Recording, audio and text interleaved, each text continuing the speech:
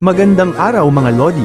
For today's video andito kami ngayon sa Barangay Limbo La Paz, Leyte para mag-install ng ating bagong invention ngayong 2024. Okay, let's go na tayo mga Lodi. Nakikita nyo ngayon ang magagandang tanawin ng Limbo La Paz, Leyte.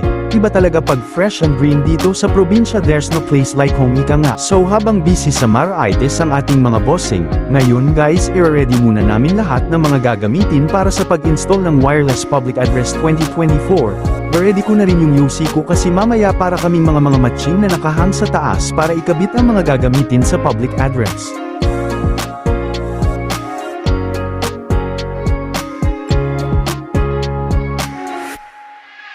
So ayun na guys, nakalambitin na nga ako sa taas para ikabit na ang wireless public address. Ang kagandahan dito guys sa wireless public address, siyempre wala ng wire, at up to 3 kilometers without antenna. Paano pa kaya pag linagyan ng antenna?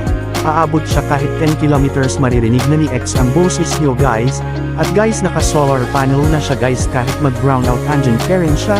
Hindi katulad ng mahal mo, wala na siya, ha ha ha. So guys, via radio frequency na tayo guys. Ito ang pinaka the best choice in terms of emergency and calamity. So ayun guys, nag-sound check na nga ako kung gagana na siya. So far napakaganda at klarong-klaro ang magandang boses ko.